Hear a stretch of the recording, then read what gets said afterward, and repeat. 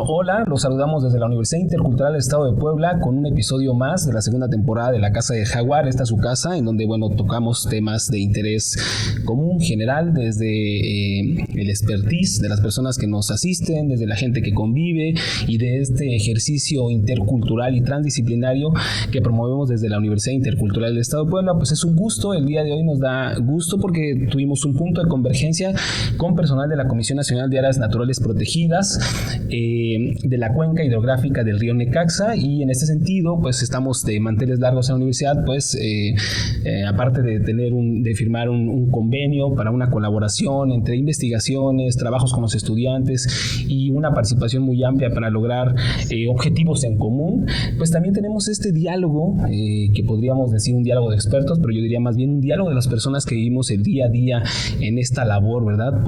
De alguna manera aquí quisiera decirle por compañeros de, por y para la vida, porque pues eso es lo que hacemos en realidad, aunque cada quien desde su diferente campo de expertise. Y pues en ese sentido me voy a permitir que cada quien se presente, que se presenten aquí nuestros compañeros de vida por y para la vida. Entonces podríamos empezar de la persona que en este caso es el doctor aquí enfrente de mí, y de ahí pues seguimos. Entonces cada quien se presenta. Adelante, doctor, muchas gracias y bienvenido. Muchas gracias por el espacio. Bueno, mi nombre es Oscar Pérez García, soy docente de aquí de la Universidad Intercultural del Estado de Puebla. Pertenezco al área de posgrado en Ciencias Naturales y pues bienvenidos todos a los invitados, sobre todo los de la CONAM, de la cuenca del río Necaxa. Muchas gracias, doctor. Adelante. Hola, ¿qué tal? Mi nombre es José Espinosa Pérez, soy el actual coordinador del Jardín Etnobiológico que tenemos aquí en la Universidad Intercultural del Estado de Puebla. Actualmente pertenezco a la Dirección de Investigación y Posgrado y darles la bienvenida también a nuestros compañeros de aquí del área natural protegida. Gracias. Hola, ¿qué tal? Muy buenas tardes. Muchas gracias por habernos invitado y compartir con ustedes este pequeño espacio. Y pues mi nombre es Esperanza Mulo Pimentel. Yo estoy en el complejo Necaxa Carmen Satán, que pertenece a la Comisión Nacional de Áreas Naturales Protegidas. Soy la persona responsable que lleva los programas de subsidios y turismo en la dirección administrativa del área. Bueno, buenas tardes, gracias, también me sumo a este diálogo de saberes, al final de cuentas ese intercambio justamente de estos conocimientos. A sus órdenes, Elimelec Ansúrez, director del complejo Necaxa Cerdán. Muchas gracias. Adelante. ¿Qué tal? Muy buenos días, público que nos escucha. Un saludo para todos, para todas. Bienvenidos de verdad a esta casa de estudios. Mi nombre es Maximino Díaz Bautista. Yo soy docente de la División de Ciencias Naturales. Específicamente colaboro para el área de desarrollo sustentable. Muchas gracias. Y pues me presento, un servidor Ulises Barrientos Juárez, también profesor de tiempo completo aquí en la Universidad Intercultural del Estado de Puebla, adscrito a la División de Ciencias Naturales y pues ya compañero de trabajo de muchos aquí presentes y con un orgullo decirlo, compañero de trabajo, porque pues hemos visto toda esta labor. Pues vamos a hablar un poco acerca de la dinámica de cómo vamos a llevar a cabo este panel, ¿verdad? De por y para la vida, no decimos expertos porque nadie es experto, pero pues en ese sentido, primero el tema central del panel es retos y perspectivas para la gestión efectiva de las áreas naturales protegidas en el contexto de la crisis climática. En este sentido vamos a tener preguntas generadoras. Ahorita aquí somos 6 personas en la cabina, ¿verdad? Que estamos, entonces vamos a decir la pregunta detonadora, vamos a un espacio para que 3 de nosotros, quien gusten, puedan participar, y después los otros 3 para poder hacer una réplica, y las intervenciones van a ser entre 1 minuto y 2 minutos. ¿Les parece bien? De acuerdo. Perfecto. Pues en ese sentido comenzaremos con la primera pregunta detonadora, y la pregunta sería: ¿cuáles son los principales desafíos que enfrentan las áreas naturales protegidas en el contexto de la crisis climática y cómo pueden superarse estos obstáculos para garantizar su conservación a largo plazo? Entonces, no sé quién quisiera empezar con esta pregunta. La repetimos. Vale, ok, bien, una vez más. Claro que sí, perfecto. Entonces ¿cuáles son los principales desafíos que enfrentan las áreas naturales protegidas en el contexto de la crisis climática y cómo pueden superarse estos obstáculos para garantizar su conservación a largo plazo? Bueno, adelante. Hablando de los desafíos, justamente es de los mayores que tenemos en el planeta. Eso es un asunto de una crisis global. Hablamos de crisis climática, de pérdida de hábitat, de la crisis de la biodiversidad. Y si juntamos esos elementos, lo que estamos hablando es que lo que está en riesgo es el propio desarrollo del ser humano. Estamos perdiendo oportunidades, estamos poniendo en riesgo inclusive nuestra propia subsistencia y permanencia, ¿no? Ahora, desde las áreas protegidas, creo que el reto más grande es llegar con las personas al cambio de conciencia, de que asumamos de que somos parte de la naturaleza y que los que la estamos dañando somos nosotros y quienes podemos solucionarlo somos nosotros. ¿Qué va a implicar esto? Muchos cambios de hábitos. O sea, realmente el problema lo hemos generado a partir de temas históricos de consumismo, sobre todo hábito de la moda inmediata, la tecnología que nos absorbe, muchas cosas de estas que tenemos que ir cambiando, y eso es la toma de conciencia, ¿no? Al final del día, porque lo demás es consecuencia, es la contaminación, los residuos sólidos, tal vez la pérdida de hábitat, deforestación, es consecuencia de la falta de conciencia. Entonces creo que el desafío, o uno de los desafíos, y ahorita ustedes me comentarán, más grandes es eso, poder hacer ese cambio de conciencia de cómo hacemos que nos involucremos todos en el problema, en la solución del problema, porque todos lo estamos generando, ¿no? Muchas gracias. Adelante. Sí, bueno, coincido con la postura del compañero, pero el asunto es sumamente complejo, ¿no? Como hemos venido comentando, son muchos aspectos los que preocupan y por tanto, pues el desafío es mayúsculo, ¿no? Es muy, muy, muy grande, porque pues ya están las áreas naturales protegidas, los espacios. El desafío ahora es, por ejemplo, los recursos con que se disponen para seguir manejando esas áreas naturales protegidas, el personal, la filosofía, las políticas públicas. Yo también veo un desafío bastante fuerte e interesante, cómo hacer sinergia, porque es la primera vez, y no estamos aquí acusando, pero es la primera vez que nos sentamos a dialogar aquí como universidad y como personal de la CONAMP, y somos aquí vecinos, ¿no? Y de pronto cada uno de nosotros está haciendo el trabajo, y si sumáramos esfuerzos, seguramente que pues haríamos sinergia, ¿no? Para lograr varios objetivos, ¿no? Y bueno, ese objetivo que seguramente compartimos todos, pues es la vida, ¿no? La vida, sin dejar de lado plantas, animales, lengua, cultura, tradiciones, o sea, todo este patrimonio. Entonces, pues el desafío es realmente un reto, ¿no? Entonces, ese es mi punto de vista mientras. Entonces, si alguien más quisiera complementar, pero ¿cómo nos ponemos de acuerdo? Como dice también. ¿Cómo nos ponemos? Un desafío es cómo nos ponemos de acuerdo. Adelante. Sí, adelante. Sí, tienen razón lo que estamos platicando. Por ejemplo, el trabajo que nosotros venimos realizando en el jardín etnobiológico, que tiene que ver mucho de esta parte de la conservación de la vida de manera general, pero también el tema cultural, además de la biológica, ¿no? Entonces, hemos estado trabajando, pero justamente como que muy aislados un poco, ¿no? Y estamos intentando como hacer este trabajo interdisciplinario con otras instituciones que también pues están dedicando a esta parte de conservación, de manejo, de un aprovechamiento sustentable de los recursos naturales. En ese sentido también nosotros hemos observado que ante este cambio climático pues es amenazante, ¿no? Por ejemplo, que yo me dedico a la parte de plantas alimenticias. Ahora que hubo periodo de sequía, que apenas pasó, ¿no? Mucha escasez de lluvia, observamos que muchas plantas pues se murieron, ¿no? Principalmente algunos quelites que crecen en piedras, algunos en troncos, ¿no? O en suelos poco profundos, ¿no?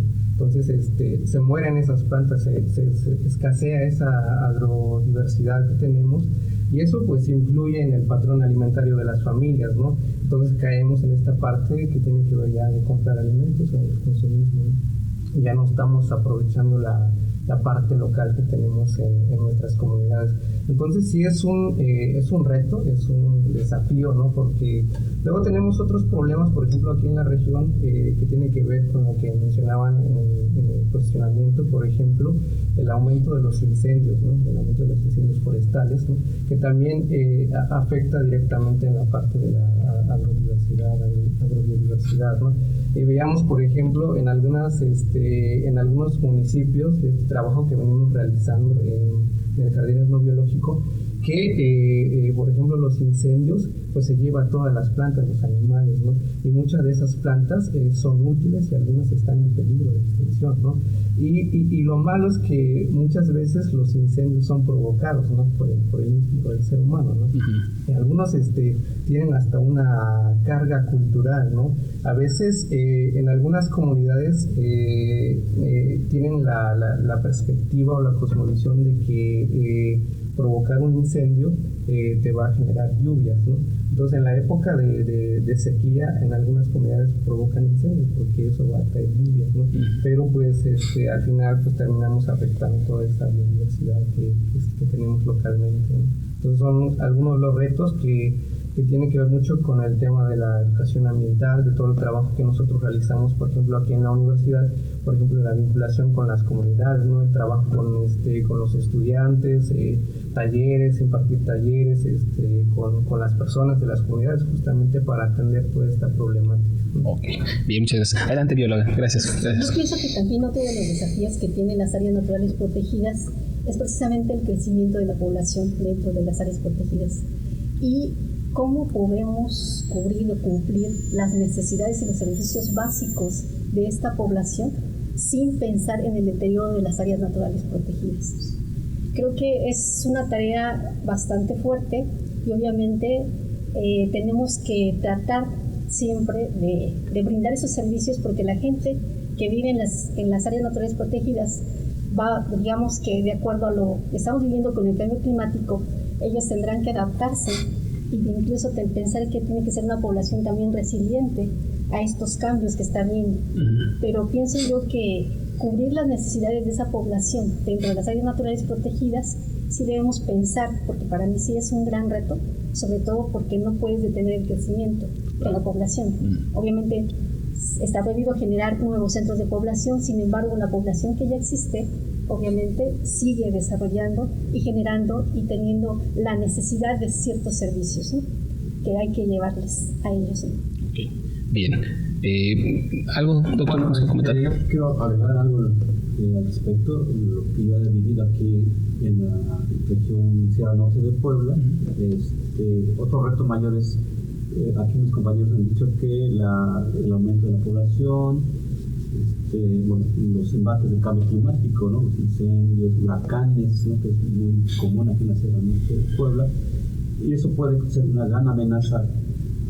Cuando se juntan varias amenazas, las áreas naturales protegidas pues, se vuelven más vulnerables.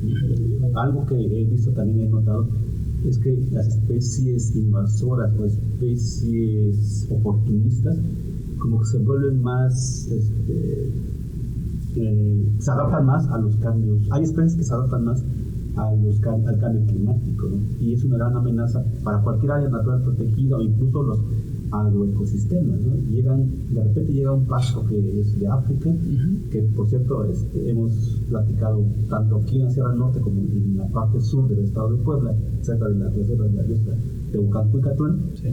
Nos comentan que de repente aparece una maleza muy agresiva, que es muy dañina para los animales, para las personas, para cosechar maíz, y muy cerca de la reserva de la biosfera, ¿no? Entonces, aquí mismo en la Sierra Norte de Puebla hemos notado, sobre todo, especies arbóreas que son nativas, pero son oportunistas, no dejan crecer a ninguna otra planta, son muy resistentes o sea, no pueden, es como si detuvieran la sucesión ecológica, no pueden dejar prosperar otras especies. Siento yo que también es algo muy amenazante a las áreas naturales protegidas, la introducción de especies invasoras u oportunistas. Claro. Y si no hay una estrategia muy clara, pues si de por sí las áreas naturales protegidas están muy aisladas en términos biogeográficos, habría que pensar en los corredores biológicos, sistemas agroforestales por especies nativas, frenar la llegada de especies invasoras. Claro, para contrarrestar, ¿no? Porque también la disminución de las especies nativas promueve también esto, ¿no?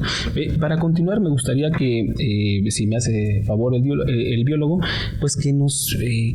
La pregunta está en torno a las áreas naturales protegidas. Entonces me parece que, ya que hablamos de estos desafíos, que igual podríamos contextualizar la conceptualización de qué es un área natural protegida, ¿no? Para que ahí nos asentemos y luego partir de esto. Pues así, en términos muy llanos, para no entrar a cuestiones jurídicas o técnicas, pues son las áreas del país que están mejor conservadas y que por esas características se requieren de darle una protección especial, ¿no?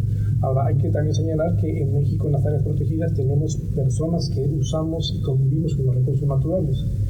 Y bueno, también hablábamos de los desafíos que estas áreas o estas zonas del país enfrentan frente al cambio climático, una crisis como global, ¿no? Sí, claro. Y justamente ahí viene la otra parte. La solución natural ante el cambio climático son las áreas protegidas. Claro. ¿Por qué? Porque es donde tenemos una mayor cobertura, donde la captura de carbono se da más.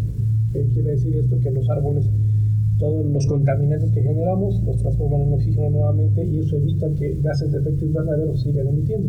Entonces ya estamos mitigando un poquito por ahí el tema del cambio climático, ¿no? Otro tema, el tema de educación ambiental, señalaba hace un rato. Generamos también comunidades más resilientes, platicando con ellos, preparándonos, generando una cultura del riesgo en torno a todo esto.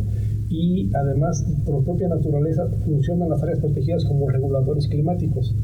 Por ejemplo, en la costa, frente a los huracanes, si no tuviéramos humedales, manglares, los impactos serían mayores, ¿no? Sí. Y incluso aquí en la propia sierra, el que tengamos áreas protegidas permiten que la humedad se mantenga. Entonces, si bien se están amenazadas o tenemos un reto, unos desafíos muy grandes, son la solución natural. Y también hace un rato se hablaba de un trabajo colectivo. O sea, eso se va a poder resolver si trabajamos de la mano, ¿no? Señalaba hace un rato el maestro de que es la primera vez que tenemos este contacto, pero bueno, se estrechó hace un momento a través de la firma del convenio, y esto justamente es un buen paso para adelante, y así con otras instituciones. Claro. Bien, pues ya teniendo también este contexto de que es un área natural protegida, y para no entrar como en términos legales, estas áreas naturales protegidas, ¿no? Para que la gente que nos escucha, pues son espacios, ¿verdad? De alguna manera ya específicos, pero son espacios que no están exentos de la ocupación humana, que no están exentos de los modos de producción de los seres humanos, y eso hace que sean sitios más complejos, ¿no? Si hay espacios, ¿no? En los que hay poca intervención, ¿no? Hoy día hay muy pocos espacios en los que tenga menor intervención por parte del ser humano, pues entonces esto lo hace más complejo. Y dentro de los desafíos, bueno, que pudimos aquí retomar de todos los compañeros, pues resultaron algunos. Los desafíos de estas áreas naturales protegidas, uno de los que comentaba el biólogo, para recapitular, pues es el cambio de conciencia en este caso, pues de los seres humanos que habitan e interactúan, ¿no? Que producen o que obtienen recursos de estos espacios. Ese cambio de conciencia definitivamente es un desafío fuerte.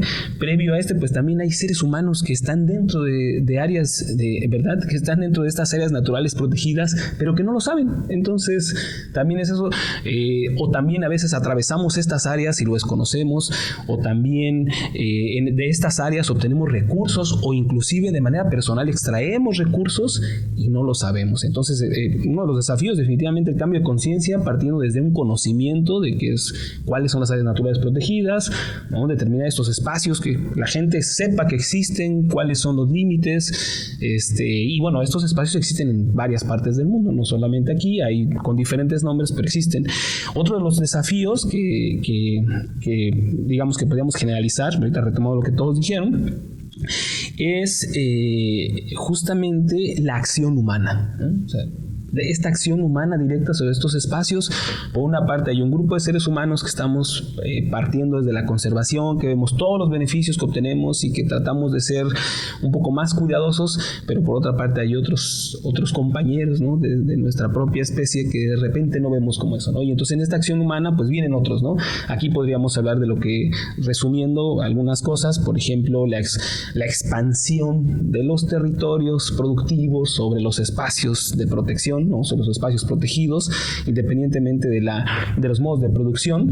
Y bueno, esta expansión también lleva a una explosión demográfica, el aumento de población, ¿no? Hay más recursos naturales, hay más seres humanos que están satisfaciendo sus necesidades y entonces las familias crecen, ¿no? Entonces es algo que también puede ser complejo y que en ocasiones las propias áreas naturales protegidas, de alguna manera, si tienes algo de manera natural, si tienes más recursos naturales, pues entonces tienes para mantener más individuos, ¿no? De una población, llámese, ahorita estamos hablando de los seres humanos, pero definitivamente también pues, es lo que buscamos también en las áreas naturales protegidas, tener más recursos para que otros individuos, y no solamente los seres humanos, no puedan tener más recursos y subsistir, ¿no? Ese es otro de los desafíos. La sinergia, pero esa sinergia no solamente sinergia de las personas, de los estudiosos, sino más bien una sinergia transdisciplinar, ¿no? Porque en esta sinergia, un desafío de las áreas naturales protegidas es que podamos hacer una sinergia transdisciplinar, que podamos abordar los temas desde diferentes disciplinas, pero el hablar de transdisciplinariedad, también ya estamos hablando de que incluyamos los conocimientos de los pobladores, ¿verdad? De estos lugares que van más allá de las epístemes que manejamos en los centros educativos, ¿no? O en estas formaciones, en estas maneras, ¿no? En estas formas de entender el mundo. Entonces esa sinergia transdisciplinar pues también nos hace mucha falta, ¿no? Porque de repente a lo mejor estamos trabajando todos como investigadores, como profesores, como directores desde este marco, pero nos olvidamos de esos otros entendimientos, de esos otros conocimientos que tienen mucho de cierto, y también así como hay acciones humanas que definitivamente solamente son extractivistas y que promueven ciertos modos de producción, también hay acciones humanas dentro de las propias áreas naturales protegidas que ayudan a su conservación, ¿no? Estas cosas como lo que comentaba el doctor Oscar, que también hay humanos, ¿verdad? Hay gente también de nuestra propia especie que estamos en estos espacios que por sus propios modos de producción y por cosas que ven, ¿no? En el día a día ayudan a conservar, ¿no? Hay gente que tiene sus propios corredores, hay gente que tiene sus huertos de traspatio que procuran especies que no son invasivas, ¿no? Hay gente que inclusive, no, esta especie no, este pasto no, esta planta no, porque son invasivas, ¿no? Entonces, esos son desafíos que aquí tenemos.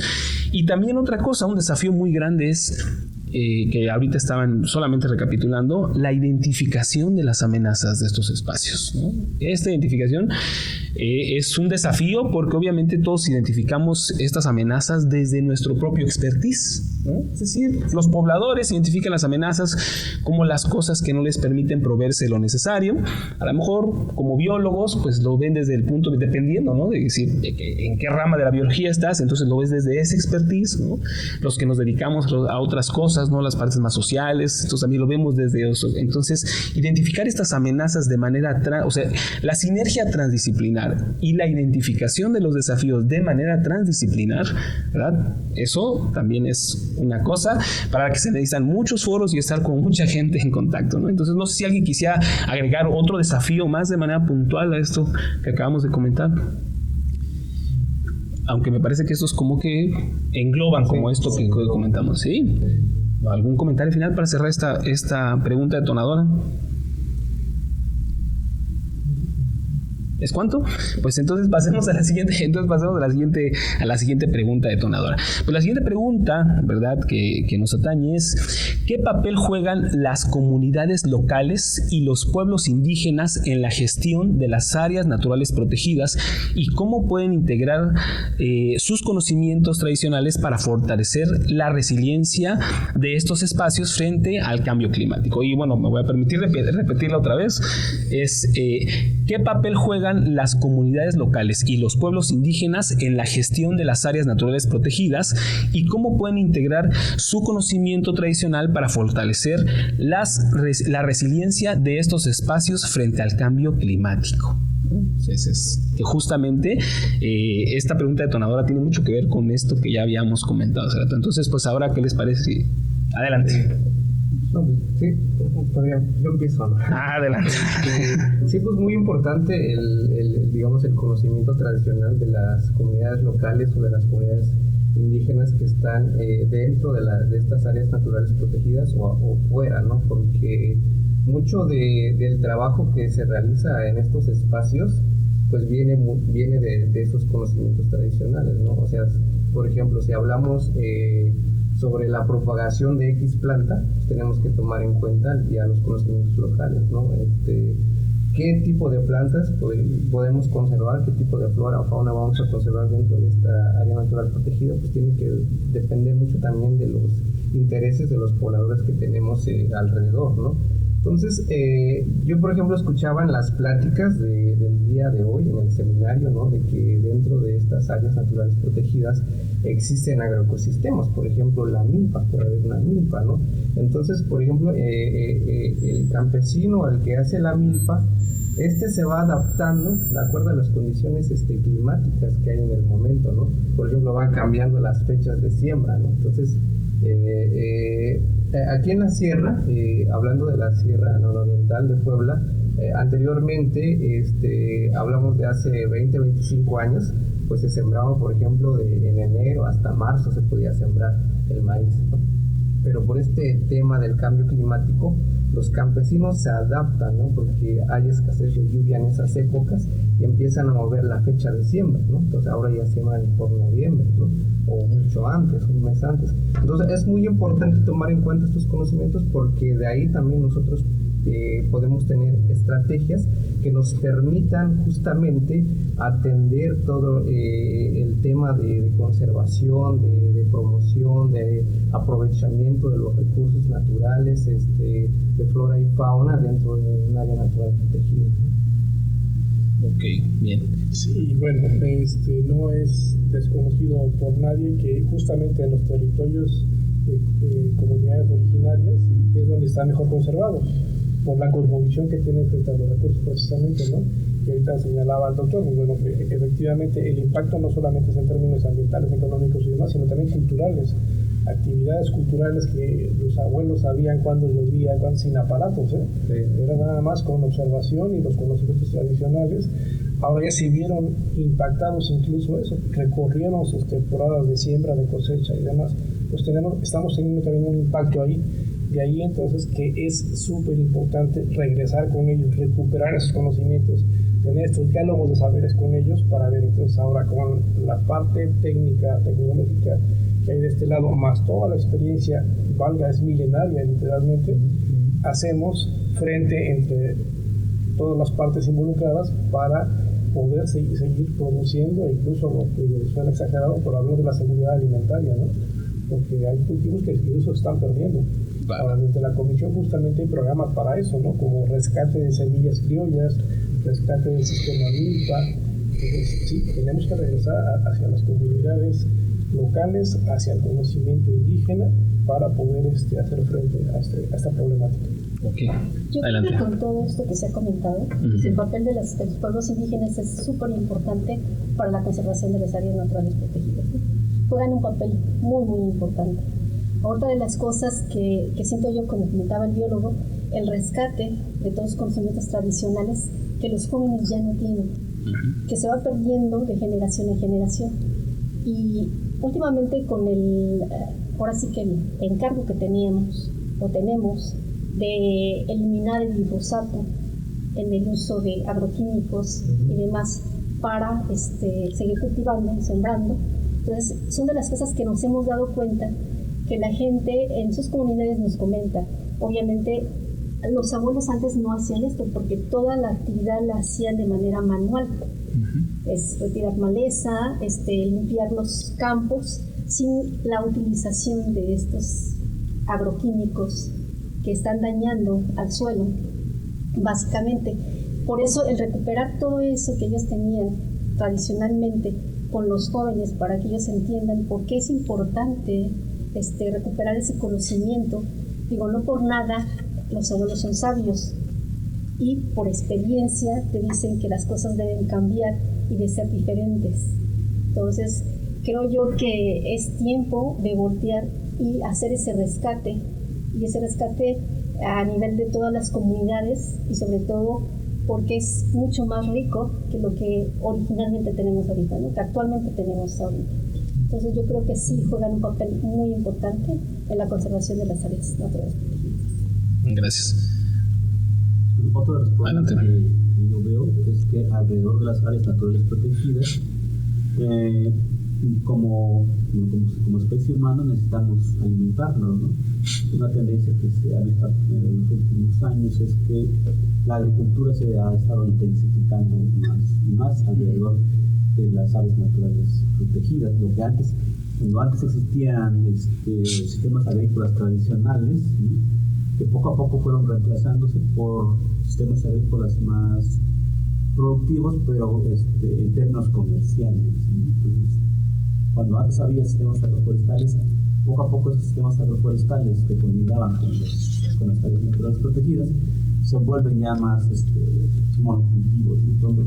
La ganadería extensiva, lo que se hace es básicamente deforestar y establecer pastos que ni siquiera son nativos, ¿no? Entonces, ahí de nuevo cuenta tenemos que reflexionar un poquito más del por qué. Sabemos que el problema es muy complejo, ¿no? Tiene que ver con cuestiones de políticas o del poder político, del poder económico que marca la pauta, ¿no?, de qué se deben hacer con nuestros recursos naturales. Y ahí el poder social es el que debería de empoderarse nuevamente, ¿no?, a las comunidades nuevamente. Pues hablar de soberanía alimentaria, por ejemplo, ¿no?, el sistema agroforestal milpa, el café bajo sombra, sí, claro, o ganadería diversificada a través de sistemas silvopastoriles, que hay mucho conocimiento acerca de estoy hablando de los ambientes que son más boscosos, donde hay más árboles. Pues conozco muy poco de zonas áridas, pero también existen.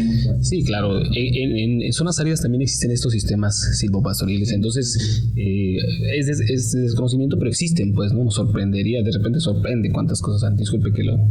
Sí, hay el conocimiento existe, ¿no? Sí. Se está perdiendo poco a poco y ese es el trabajo de nosotros, las nuevas generaciones, de cómo volvemos a retomar esos sistemas agroforestales tradicionales y pues meterle conocimiento actual, ¿no?, científico, entre comillas, ¿no?, como un diálogo de saberes, que afortunadamente pues ya hay otras estrategias fuera de las áreas naturales protegidas, como la Red Nacional de Jardines Tecnobiológicos, que precisamente esa es la misión de rescatar las especies nativas, ¿no?, especies arbóreas y zonas tropicales, y cómo las combinamos con cultivos para que nuevamente pues sean como ejemplos de que sí se puede hacer otro tipo de producción y que eso ayuda bastante, sobre todo las áreas naturales protegidas, porque pueden actuar como corredores biológicos, porque son extensiones de las áreas naturales protegidas. Si las áreas naturales protegidas están en una isla de monocultivos, difícilmente no tendría ningún caso que existieran las áreas naturales protegidas. Se ha estado hablando mucho de eso sobre los corredores biológicos, pero no solo la conectividad entre parches o bosques originales, ¿no?, sí, de lo que más se ha hablado en los corredores biológicos, también los sistemas agroforestales pueden emular las funciones de los bosques o los ecosistemas nativos. Siento ahí que está el trabajo, y creo que debe haber políticas públicas que fomenten la agricultura tradicional, principalmente sistemas agroforestales o cultivos, el rescate de los cultivos tradicionales con métodos y técnicas ancestrales. Ok, bien, gracias. Bueno, la pregunta, ¿qué papel juegan los grupos originarios, pueblos indígenas o la población aledaña o dentro de las áreas?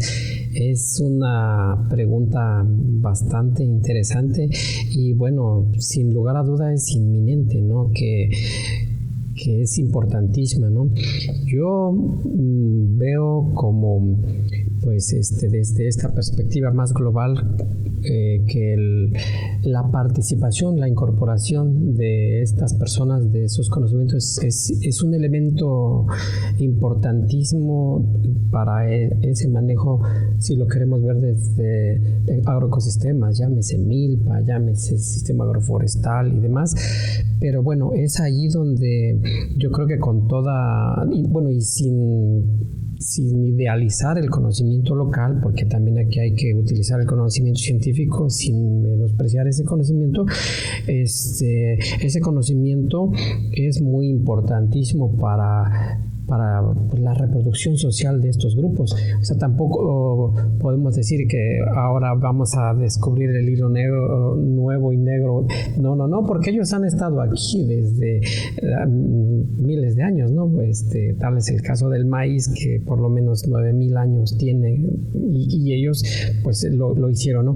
Pero yo siento que hay muchos cambios que pues se vienen dando. Por ejemplo, la agricultura campesina de hace algunos años, que era básicamente lo que el doctor Oscar ya comentaba, que se acercaban más a lo que hoy día conocemos como soberanía alimentaria, ¿no? No era una agricultura de vender, y hoy día se piensa en agricultura para una economía, para vender. Entonces allí hay un cambio que había que ir pensando, pero bueno, yo considero que ahora sí que con mucho cuidado, con mucha atención debemos incorporar a este conocimiento local, porque en esta milpa no solo es pues la milpa, sabemos que hay muchas plantas útiles. El campesino ve alimentos, medicinas, ornamentales, espirituales, pegamentos, venenos hemos encontrado entre nuestros estudiantes, y tienen pues la respuesta para muchas cosas, ¿no? Entonces pues yo creo que esa parte, si se incorpora a estas áreas naturales protegidas, sería un elemento que fortalece, ¿no? Y bueno, y si nos vamos un poquito al extremo, por ejemplo, los bancos de germoplasma, no voy a decir nombres de algún banco, pero bueno, si los tenemos ahí las semillas y no están como en el campo, que están sometidas a la presión ambiental, a las plagas, enfermedades, al cambio climático, el campesino tiene una respuesta. Ya lo decía el doctor José, él ya sabe que se movió tantito las lluvias y sabe qué semilla, qué planta, en dónde, en qué sitio, tiene bien ubicados sus suelos. Dice, aquí se perdió la plantita que me daba de comer, o le servía para las ardillas o para cualquier otra especie. Bueno, la vamos a mover a esta área más fresca, más húmeda, más con escorrentía. Ese conocimiento lo tiene el campesino. Entonces yo creo que con toda humildad había que ir y retomar ese conocimiento tan valioso. Inclusive invitarnos a foros como estos, ¿no? Y justamente, como decía, el favor de invitarnos a trabajar con los alumnos, a nosotros, invitar a alguna comunidad, a algún abuelo, chamán, no sé cómo se le pueda denominar, curandero, que venga y les explique, o un productor, ¿no? Los sabios locales también, que en la academia son bienvenidos esos conocimientos. Y seguramente, como hoy estuvo el diálogo bien interesante con los alumnos, se dará igual con ellos, ¿no? Claro, sí. Bueno, pues ¿alguien más quiere tomar la palabra? Porque me gustaría aquí justamente pedirle aquí al biólogo, ¿verdad?, que nos pusiera en contexto, porque también, fíjense, voy a retomar la pregunta y después voy a hacer un comentario dirigido justamente al biólogo. La pregunta dice, ¿qué papel juegan las comunidades locales y los pueblos indígenas en la gestión de las áreas naturales protegidas, y cómo pueden integrar su conocimiento tradicional para fortalecer la resiliencia de estos espacios frente al cambio climático? Y bueno, aquí viene una cosa, la gente de las comunidades o de los pueblos originarios, primero, biólogo, es que ¿cuándo se enteran estas personas que están dentro de un área natural protegida? O sea, eso es cuando se establecen las áreas naturales protegidas, pues hay gente que dice, yo no sabía que era un área natural protegida. O sea, aquí han vivido los abuelos de mis abuelos, hemos vivido nosotros. Entonces, la cosa es así, ¿verdad? Biólogo, ¿cómo se establecen estas áreas naturales protegidas? ¿Cómo se han establecido en México estas áreas naturales protegidas, ¿verdad?, en torno a esto que le acabo de comentar? Y si es que en alguna parte de la historia, ¿verdad?, hemos tenido esta invitación o esta consulta hacia el pueblo originario, hacia los locales, de decirle, ahora tu casa, el terreno donde tienes tu cultivo de subsistencia, ahora forma parte del área natural protegida. O sea, si nos pudiera comentar algo acerca de este proceso. Sí, bueno, la historia de las áreas protegidas en el país pues tiene poco más de 100 años y ha habido muchos momentos. En su momento, en los inicios, se decretaban justamente sin consultas, sin preguntar. Era una decisión gubernamental con objeto de utilidad pública, para proveer agua, para conservar, pero no había este proceso de colectivizar esa decisión, ¿no? Actualmente ha ido evolucionando la legislación y hoy la institución está obligada ante una nueva declaratoria de hacer consultas. Primero toda la gente que esté involucrada en un territorio que se determine que pudiera ser eventualmente un área protegida, pero cobra especial importancia cuando encontramos en esta superficie grupos originarios, ¿no?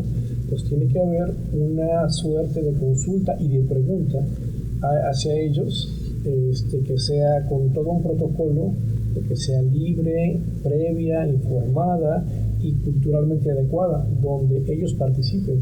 ¿Qué quiere decir esto? Que si ellos dicen, a ver, nuestras decisiones las tomamos en la asamblea, es como ellos nos dicen quiénes son sus autoridades, a quién hay que estar, con quiénes tienen que estar presentes, también es con ellos, ¿no? Actualmente se lleva a cabo así, antes no, pero estamos hablando ya, les digo, a más de 100 años de historia, y esto ha ido, valga la expresión, mejorando, ¿no? Actualmente se han decretado áreas en esta administración y justamente pasaron por todo este proceso, e inclusive hay lugares donde nos han dicho que no, y se respeta la decisión de las comunidades. Volviendo al tema de la resiliencia y cómo participan ellos, ¿no? Justo lo que decía yo hace un rato, ese conocimiento que ellos tienen puede que sea hasta por ahí la solución justamente a muchos de los problemas que tenemos ahora en las áreas protegidas, ¿no? Pero hay que acercarnos más con ellos. El caso de Necaxa, por ejemplo, en las charlas en el seminario lo decíamos, son 42,000 hectáreas, donde hay cerca de 130,000 habitantes y casi el 50% son indígenas de los grupos nahuas autotónomos. Y tienen un espacio en el Consejo Asesor, en esta parte de ciudadanizar la política pública, donde las decisiones que se van a tomar en torno al área, como una mesa parecida, pero más ampliada, se plantea lo que se va a hacer, ¿no? Y se les consulta. Es una manera de involucrarlos también. Y pues también en programas que van dirigidos hacia la población dentro de áreas protegidas, tienen un componente o un punto más por tener esta condición indígena, ¿no? Como tienen una prioridad, pues, de atención. Entonces es esa de la manera que podemos interactuar con ellos, y eso nos permite tener justamente este diálogo y esos conocimientos que ellos tienen, pues bueno, también tenerlos de este lado y viceversa, un intercambio, ¿no? Poderlos integrar, ¿verdad? Pero bueno, entonces aquí, justo para esta pregunta salen también algunos puntos a discusión, ¿verdad? Estamos viendo que ha habido diferentes periodos, diferentes periodos para la gente que habita las áreas naturales protegidas, ¿verdad? En un principio estas áreas naturales protegidas, como bien comenta el biólogo y algunos en esta mesa sabemos, fueron por imposición, y estas imposiciones fueron para mantener un recurso del cual el Estado-Nación se beneficiaba, ¿no? Es decir, tengo que mantener el área natural protegida alrededor de la presa de Necaxa porque necesitamos tener la recarga del manto acuífero para poder tener la presa y para poder tener la energía eléctrica a través de la hidroeléctrica, ¿no? Entonces ahí hay una funcionalidad, ¿no? Entonces estamos hablando de algo funcional para el Estado-Nación. Entonces eso fue como lo que obliga. En esta etapa me parece que los habitantes de estas áreas naturales protegidas pues sí eran tomados en cuenta, pero estamos hablando de grupos reducidos que de primera instancia, y también por los procesos históricos del país, que de primera instancia esos grupos reducidos solamente tienen una economía de subsistencia, ¿no? Tienen modos de producción de alguna manera de subsistencia que todavía no escalan a otros niveles. Con el pasar del tiempo, hablando específicamente de nuestro país, también van cambiando las necesidades de nuestro propio país, y entonces ahora aumenta la demanda de recursos naturales, y entonces pasamos a otra etapa, pues, ¿no? De las áreas naturales protegidas, donde ya necesitamos más recursos naturales, pero ya tenemos individuos y ahora sí ya estamos trastocando más los procesos de estos individuos. Entonces ahora ya también se empiezan a consultar, porque ya no se puede hacer así como de sí es tu casa, pero necesito tus recursos, pues, ¿no? También como seres humanos todos vamos a expresar o vamos a dar a saber nuestras inconformidades, y entonces ya empiezan a surgir otra serie de problemas. Y luego viene esta última etapa en donde ya están siendo consultados, porque nos damos cuenta que también estas dinámicas de las áreas naturales protegidas van más allá. Ahora mucha gente que solamente tenía economías de subsistencia, ¿verdad? Que después fueron economías de subsistencia y esta interacción con un entorno que ahora les permite satisfacer otras necesidades por otros satisfactores que han conocido o por otras ventajas del propio progreso, ¿verdad? Del Estado-Nación, ahora entran en otra dinámica, la dinámica de este sistema voraz, ¿verdad? Capitalista, donde ya no es suficiente con lo que produces, para poder subsistir en este sistema. Ahora necesitas también efectivo, ¿verdad? Necesitas circulante para poder adquirir otros recursos. Entonces ahora también ya eso lo vuelve más complejo. Y también eso es este punto lo vamos a llevar justamente a esta idea que tenemos, ¿no? De repente romantizamos esta interacción de la gente. ¿Por qué va del siguiente? Porque tenemos lo siguiente, tenemos un grupo de personas que ahora ya no solo dependen de una economía de subsistencia, que si bien es cierto pueden tener estas economías de subsistencia, ahora necesitan esta intervención, y en esta intervención han adoptado otras formas, y al adoptar otras formas también tenemos diferentes conocimientos. Entonces, si bien es cierto que me parece que aquí necesitamos, por supuesto, de una actividad transdisciplinar, y también necesitamos de esta sabiduría, porque en realidad es una sabiduría, estamos hablando de otras formas de entender el mundo. También es cierto, y esto va a abonar a la resiliencia, también es cierto que tenemos que consultar y tenemos que hacer un trabajo en conjunto para saber ahora de qué manera, para no caer en el romanticismo, de solamente necesitas, o sea, de qué manera vamos a garantizar la calidad y la dignidad de la vida de tanto los que están dentro de la reserva como de los que estamos fuera, que también dependemos de estos recursos, ¿no? Eso ya lo hace más complejo, ¿no? Lo hace más complejo. Entonces, bueno, sí, si bien es cierto, me parece que aquí uno de los puntos en los que todos coincidimos en esta respuesta es, pues, una acción transdisciplinar, ¿verdad? Y el entendimiento de la complejidad desde el punto de vista de los habitantes de estos lugares, con este trabajo en conjunto, ¿verdad? Como bien lo comenta el biólogo, ¿no? Entonces, bueno, pues no sé si quisieran comentar algo más acerca de esta pregunta detonadora, ¿no? Por ahí nos falta una tercera pregunta generadora, y quisiéramos, aquí vamos a abordar esta tercera pregunta, vamos a pedir solamente vamos a tener solamente dos respuestas, y la pregunta es, bueno, esto es les comento para que solamente vayamos ahí pensando quienes nos apoyan, y la pregunta es, ¿cómo pueden las tecnologías emergentes como el monitoreo satelital y la inteligencia artificial contribuir a la gestión y protección de las áreas naturales protegidas en tiempos de crisis climática? La repito. ¿Cómo pueden las tecnologías emergentes como el monitoreo satelital y la inteligencia artificial contribuir a la gestión y protección de las áreas naturales protegidas en tiempos de crisis climática? Entonces, pues, dos intervenciones, un par de minutitos por cada intervención, y si nos hace favor. Bueno, yo quisiera de entrada poner énfasis en que el cambio climático es una realidad, es inminente. Aquí en Huehuetla yo tuve allí el tiempo para contar 56 días sin una gota de agua aquí en Huehuetla. Llevo 13 años aquí en la zona, y es la primera vez que prácticamente 2 meses y algo no hay una gota de agua, ¿no? Entonces, eso es un hecho. Pero por otra, también quisiera que aclaráramos el punto del cambio climático, ¿no? Porque de pronto se ha llegado a hablar, pues a veces con un poco pues yo diría que de irresponsabilidad, ¿no? Porque de acuerdo al informe de este grupo internacional sobre el cambio climático, el IPCC, pues ellos que están como parte de la ONU y tratando de llevar esa voz cantante sobre el calentamiento global, pues nos dicen que el IPCC dice que es inminentemente la actividad humana la que se ha dedicado a emitir estos gases de efecto invernadero, ¿no? El CO2, y bueno, y allí entra ya un poco la respuesta que el biólogo nos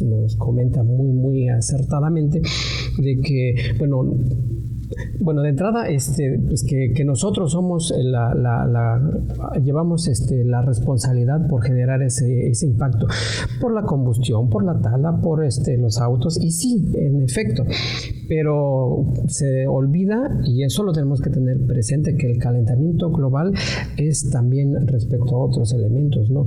El sol, la radiación que viene de otros cuerpos del espacio, y que históricamente hay datos en que en algunos momentos ha habido ese calentamiento, incluso más que hoy día, y que estos son ciclos que corresponden. El sol que hoy estamos recibiendo es el efecto de años que se emitió el sol, ¿no? Porque de pronto incluso hasta lo hemos comentado en clase, ¿no? La estrella más cercana a nosotros está a 4 años luz, Alfa 4 años luz. Y entonces pues, la luz que nos llega acá es de hace tiempo. Entonces tenemos que reflexionar, analizar, y sí, es un hecho. Contribuimos al cambio climático, pero tampoco satanicemos todo ello. Pero sí, ya regresando a qué podemos hacer, es que... ¿Cómo contribuyen las tecnologías emergentes a estos? Sí, sin lugar a duda, pues hoy día los sistemas de información geográfica, los satélites, esas herramientas son muy importantísimas para delimitar espacios, para observar dónde se encuentran ciertas comunidades vegetales, cómo se mueven algunas especies. Sin duda es una herramienta muy valiosa y creo que poderosa, que en algún momento pues no la teníamos. Entonces yo creo que contribuyen significativamente, entonces hay que utilizarlas, ¿no? Bien, ¿alguien más que quisiera? Muy brevemente, sí es muy útil la tecnología, de repente se sataniza, porque lamentablemente incluso la mayoría de la tecnología ha tenido su origen en la guerra, ¿no? Pero bueno, ya con uso civil y demás, hay muchas cosas en las que nos puede ayudar la tecnología justamente frente a la crisis climática. Entre ellos están las ecotecnias, hablamos de energía, sistemas energéticos menos derrochadores, energía renovable, como si por ese tema pudiera ampliarlo, el tema de pronósticos, ¿no? Ya tenemos justamente a partir de inteligencia artificial que nos puede generar escenarios, ¿no? ¿Qué pasa si hacemos? ¿Qué pasa si no hacemos? Entonces ya tenemos una parte como predictiva y para poder tomar decisiones, y por supuesto el monitoreo climático, ¿no? Que ahora es bien importante tenerlo. Lo que ha pasado esta semana, ¿no? Inundaciones muy frecuentes. Claro. Si vemos las noticias de los últimos 3 días, el centro del país, por lo menos 3 capitales se inundaron, ¿no? Pues tenemos que tener también ese tema de alertas tempranas y demás cosas, ¿no? Entonces la tecnología creo que es muy útil, bien utilizada. Ok, bien. Entonces, solo para resumir este tema, ¿o quería alguien comentar algo? ¿No? Tenemos que, entonces, de los 2 comentarios que tuvimos, pues estas tecnologías emergentes nos ayudan a mitigarlo, pero primero son herramientas de exploración, ¿no? Esas herramientas que no teníamos antes. Hoy con un vuelo de dron podemos detectar N cantidad de cosas. El dron ya trae un termómetro, podemos medir la humedad, la distancia, o sea, muchas cosas que antes no podríamos medir. Entonces, son herramientas de exploración muy efectivas que nos han funcionado mucho. Herramientas también de monitoreo, ¿no? Nos ayudan a explorar, monitorear.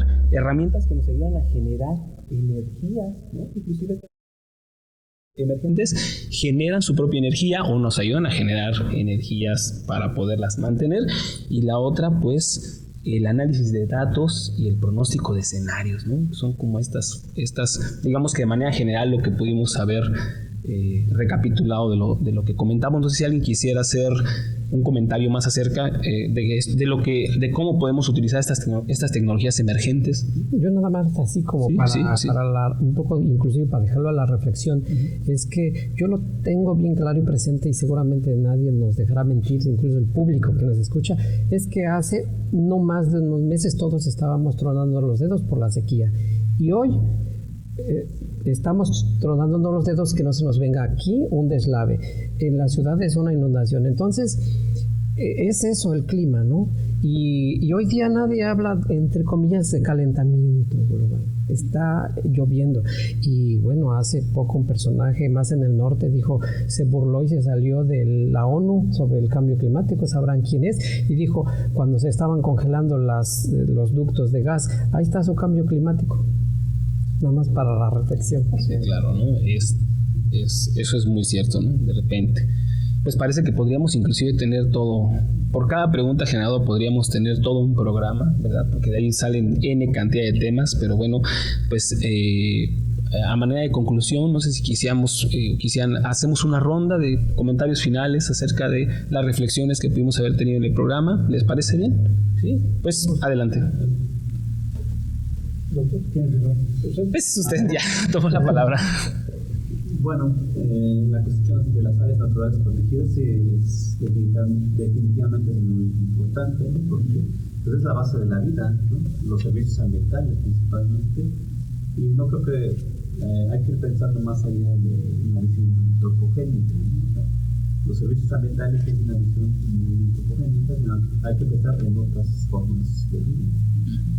A veces acaparamos bastante el agua y dejamos a la fauna silvestre sin agua, por ejemplo, ¿no? En este sentido también contribuiría yo a terminar esta charla de que más allá de las áreas naturales protegidas debería haber otras estrategias de conservación de los espacios fuera de las áreas naturales protegidas. No tenemos un esquema para la conservación de los agroecosistemas. Hay algunas iniciativas como la FAO, como los sitios CIPAM, por ejemplo, ¿no? Que son los sistemas ingeniosos del patrimonio agrícola mundial. Aparte de las áreas naturales protegidas, hay estrategias como los sitios Ramsar, ¿no? que conservan los cuerpos acuáticos. No hay que dejar de lado que dentro de la vida continental, no solo la parte terrestre es la que es prioritaria para la conservación a través de áreas naturales protegidas. Afortunadamente ya hay varios sitios Ramsar, ¿no? Una de estas en la cuenca del río Caxa, ¿no? O sea, habría que ver también eso, que no solo la biodiversidad, también los servicios ecosistémicos, como los cuerpos acuáticos. Muy importante los cuerpos acuáticos, claro. No dejar de lado, o sea, porque todos pensamos en áreas naturales protegidas, son territorios, ¿no? Suelo, bosques, pero también los cuerpos acuáticos, sí, es muy importante en estos momentos, e incluso ir ampliando más allá de las áreas naturales protegidas, los sitios Ramsar, pero también no nos olvidemos de los sistemas agroforestales o la milpa, por ejemplo. La FAO tiene una estrategia muy clara que son los sitios importantes del patrimonio agrícola mundial, y en México hay apenas 2 sitios CIPAM, que es la zona de Xochimilco, que conserva las chinampas. No solo las chinampas, también los canales donde vive la colonia. El otro sitio es en la península de Yucatán con la milpa Mayo, ¿no? Sí, habría que trabajar más la conservación fuera de los esquemas tradicionales, ¿no? Solamente conservamos ecosistemas originales, pero también los agroecosistemas, porque no olvidemos que nuestro país es una nación multicultural donde han existido muchas culturas ancestrales y tienen sistemas de manejo muy propios, ¿no? Y que también son muy importantes como actividades complementarias de conservación. Yo diría que habría que ampliar esta visión de conservación fuera de los ecosistemas nativos, como los agroecosistemas, y la FAO lo tiene muy claro, pero en México no se le ha dado mucho impulso, ¿no? Por ejemplo, China tiene muchos sitios CIPAM-FAO, ¿no? No sé, fue el país que inició con los sitios CIPAM, sí. Con los arrozales. En las terrazas, sí. Producen arroz y peces al mismo tiempo en zonas montañosas. Y aves, también arroz, peces y aves de corral, ¿no?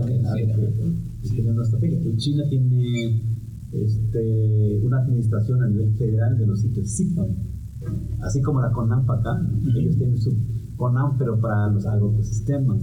Aquí no la tenemos, no sé si estoy mal, no hay todavía. Pero sí, efectivamente, creo que tenemos que copiar la naturaleza e ir adaptándonos a las nuevas realidades, ¿no? Y creo que frente a la coyuntura que se viene próximamente, el cambio de administración, este tipo de propuestas se van a poder, por lo menos, plantearse esas necesidades, ¿no? De adaptarnos a las nuevas estrategias. Bueno, para no demorar más la charla, pues, si alguien tiene más comentarios, gracias. Adelante. ¿Sí? Un gusto, gracias por estar compartiendo con nosotros.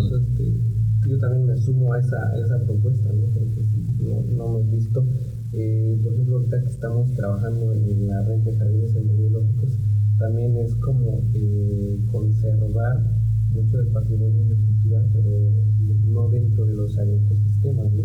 También como tenemos un espacio designado para eso. Entonces falta este trabajo de que todo este patrimonio biocultural pues, realmente esté dentro de los agroecosistemas. A veces lo que hacemos, pienso también que en la parte de áreas naturales protegidas, mucho de eso es nada más conservar, a veces colectar, pero a veces no regresamos todo ese patrimonio a las comunidades. Entonces, eso es muy importante. Sin duda, todo este trabajo que se viene haciendo de las áreas naturales protegidas es muy importante en el tema de conservación, ¿no? Por ejemplo, yo escuchaba en las pláticas del seminario del día de hoy que tenemos 226 a nivel nacional entre terrestres y marinos, ¿no? Entonces son muy importantes en ese sentido. Que también yo revisaba algunos datos, ¿no? De que estas áreas naturales protegidas ocupan una quinta parte del territorio nacional, hablando de los marinos y terrestres. Entonces son muy importantes en ese tema, pero pues también tienen retos, ¿no? De lo que hablamos actualmente, ¿no? De toda esta actualización que se ha venido dando dentro de las reglas o el reglamento del establecimiento de las áreas naturales protegidas, pues es muy importante, ¿no? Por ejemplo, incorporar ya a las comunidades locales e indígenas en las tomas de decisiones para establecer una área natural protegida. Caso que no existía, ¿no? En años pasados, ¿no? Y se ha documentado bastante sobre ese tema, ¿no? De que en algunas regiones, en vez de traer beneficios para los pobladores, pues era una desventaja, ¿no? Porque se restringía bastante al acceso de sus propios recursos naturales. Entonces, también existen retos todavía y creo que es ahí donde están las oportunidades de trabajo para todas las personas que están interesados en este tema, ¿no? Y no solamente desde el ámbito académico, sino un trabajo transdisciplinario, como ya comentaba, ¿no? Que implica pues involucrar a los estudiantes, profesores, técnicos, académicos, investigadores, a las comunidades, ¿no? A los estudiantes de educación media superior, por ejemplo, que hay mucha información, hay mucho que dar a conocer y trabajar. Entonces, esos serían como los retos que yo observo y que realmente se tiene que hacer ese trabajo, ¿no? Se tiene que ser tangible para que podamos pasar a un siguiente nivel con este trabajo de las áreas naturales protegidas. Y pues muchas gracias. Agradecemos mucho su participación y pues la visita y este trabajo en conjunto. Adelante. Pues muchas gracias por el espacio. Yo quisiera concluir con que sí, las áreas naturales protegidas pues son la respuesta ante el cambio climático, pero sí hay que dar a conocer y difundir más la información sobre las áreas naturales protegidas, porque dicen que conocer también es conservar. Entonces, conociendo lo que tenemos, creo que podemos aprender a amar todo lo que nos rodea y entonces podremos lograr grandes cosas. Sobre todo, pues nos estamos teniendo que volver resilientes ante estos cambios climáticos y obviamente buscar siempre las medidas adaptativas para que también las comunidades y nosotros mismos podamos continuar bien. Entonces creo que sí, es un tema bastante interesante y agradezco muchísimo el espacio, pues muchas gracias. Muchas gracias, gracias. Y bueno, sumo al agradecimiento a esta oportunidad, tanto en el seminario como en este espacio, y pues cerrar con lo que iniciaba, ¿no? Un llamado a todas las personas que nos escuchan a una conciencia colectiva, a un cambio de conciencia y un cambio de hábitos que es necesario. Que tengamos claro que el problema lo generamos todos, la solución somos todos. Para este tema que se trató el día de hoy, no esperar a que tengamos otra crisis como la de la pandemia, que lamentablemente de repente muchos pensábamos que iba a haber un cambio en la humanidad y pues creo que no. no pasó mucho, ¿no? Nos cindró, pero ahorita preguntemos a la gente qué pasa, ya se los olvidó, ¿no? Ya todo el mundo anda afuera. Así es. Menos los que están bajo tierra o en otros espacios. Menos los que ya no están. Perdimos seres queridos y demás, y aún así aprendemos, imagínense. Entonces tenemos que, por eso insistir en el llamado al cambio de conciencia y cambio de hábitos. Muchas gracias. Muchas gracias, muchísimas gracias. Pues me sumo a las conclusiones que dan, pero yo quisiera pues comentar que tengo pues como la esperanza, por lo que he visto, en que la preocupación que manifiesta el doctor Oscar sobre el manejo de agroecosistemas, pienso que se podría dar por esta política pública que hoy en día está a punto de venir, porque sabemos pues que hoy día lo que era el CONACYT va a ser una secretaría, y bueno, quien la va a presidir pues van a ser personas que están preocupadas por estos temas, y bueno, quien tomará el mandato supremo pues es una persona investigadora que sabe mucho de estos temas, y es por una parte. Por otra parte, yo espero que en Semarnat estén personas también conocedoras del tema, que pues de Semarnat va a la CONAM, a las áreas como las reservas de la biosfera y otros encargados de cuidar este patrimonio, pues también va orientado. Tuve la oportunidad también de participar en un grupo de agroecólogos, que hoy día va a ser una secretaría de agroecología, y esa secretaría va a bajar a esos agroecosistemas tradicionales, porque la política pública de dar por ejemplo los programas de apoyo al campo, pues van a ser en esa reunión que yo participé, tienes una milpa tradicional, aplicas glifosato, como que ahora quienes van más orientados al cuidado del ambiente, ¿no? Eso me llena un poco de tranquilidad, y bueno, no por eso pues tenemos que seguir trabajando fuertemente cada uno de nosotros desde nuestras áreas de expertise, como lo decía el maestro Ulises, ¿no? Entonces, y la otra conclusión es de que ojalá y no sea la última charla, sino que nos sigamos mirando, y encantado también de que vengan y conozcan parte de nuestro trabajo en el jardín etnobiológico, y pues nosotros también les mandaremos a algunos estudiantes para que hagan allá servicio social, trabajo de prácticas profesionales y hasta temas de investigación sobre sus tesis. Muchas gracias. Un saludo a todos. Muchas gracias por estar acá, Max. Bueno, pues entonces ya digo que vamos más o menos para resumir lo que todo el mundo estuvo aquí vertiendo. Hay dos cosas, ¿no? Una es que dentro de estos retos y perspectivas para la gestión efectiva de las áreas naturales protegidas, digo efectiva entre comillas porque es efectivo dependiendo del punto de vista de quién, ¿verdad? Dentro de las conclusiones pues tenemos, ¿verdad?, que primero tenemos que hacer visibles, ¿no? Primero tenemos que visibilizarlas. O sea, si no, necesito visibilizar las áreas naturales protegidas, porque a pesar de que tienen más de 100 años en el país, me parece que hay un gran desconocimiento, ¿no? Eso es un reto también, la visibilización de las áreas naturales protegidas. Dentro de esta visibilización, pues también hacer patentes, ¿verdad? Bien patentes los intereses de los recursos naturales, ¿no? O sea, los intereses de los recursos. ¿Por qué hay un interés en los recursos naturales? Porque pareciera que el interés solamente es, desde una visión antropocentrista, el interés de los recursos naturales es solamente en torno de los seres humanos. Pero en realidad para los que estamos aquí, por eso al principio de la mesa hablábamos por y para la vida, ¿verdad? No lo decíamos, no lo centrábamos específicamente en este pensamiento antropocéntrico, porque muchos están aquí por y para la vida, y sabemos que como especie formamos parte de toda esta biodiversidad, ¿verdad?, que es algo que también hay que tener por ahí. Otra cosa es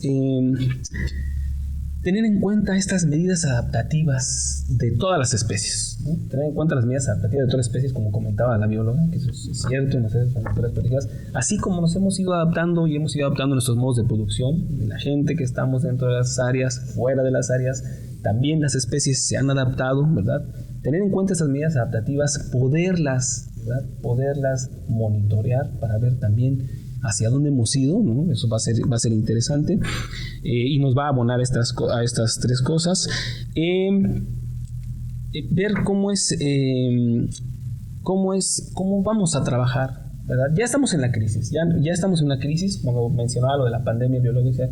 ¿Cómo vamos a actuar, ¿no? Antes de que llegue la crisis? Pues ya estamos en la crisis, ¿no? No es una crisis no lo vemos tan palpable porque no es una crisis como esta crisis que se anunció en los medios, desafortunadamente, porque estamos en la crisis, pero como no está efectiva en los medios de comunicación oficiales o en otros medios, pues no lo vemos, ¿verdad? Pero si hablamos 51 días en nuestro pueblo sin una gota, 56 días de un monitoreo sin lluvia en una zona como estas, cuando antes recordábamos cómo bajaban los ríos de agua, ¿verdad? Ya tenemos algunos años por acá, antes bajaban los ríos de agua, podías bajar en un kayak por cualquier calle de Huehuetla, sí, porque eran los 20, 30 centímetros de agua, es grave, pues, ¿no? Entonces, y también otra cosa, nuevas o mejoradas políticas públicas. Y con estos puntos, pues podríamos justamente repensar otra vez nuestras tres preguntas, ¿no? Primero, ¿cómo identifico esos problemas? ¿Cómo incluyo a las personas que están dentro de estas áreas? Y pues la tercera, ¿no? ¿Cómo voy a aplicar todas estas nuevas tecnologías y tecnologías emergentes? Pues para y por la vida. Entonces, bueno, pues me parece que con eso podríamos cerrar este momento. Y les decía que eran dos cosas. La otra cosa es que pues hay temas, ¿no? Para otra mesa, y de esos temas podríamos, por ejemplo, hablar algo bien interesante, es otros espacios de conservación. Yo los invito a que igual ponernos de acuerdo y poder hablar específicamente de otros espacios de conservación, y en un futuro también algo que abonaría muchísimo a esto y a todo lo que hacemos, un programa de agroecosistemas. O sea, estas cosas, me parece que estos dos temas son temas medulares para la vida, ¿no? En general, ¿no? Y para esta transformación de la cual somos parte. Pues es cuanto, y les agradezco muchísimo que hagan esos dos temas para que podamos hacer una mesa en un futuro, teniendo más invitados todos, y que crezca. Pues de antemano muchas gracias, y pues un aplauso por y para la vida. Muchas gracias aquí en la Casa del Jaguar. Muchas gracias, y es cuanto.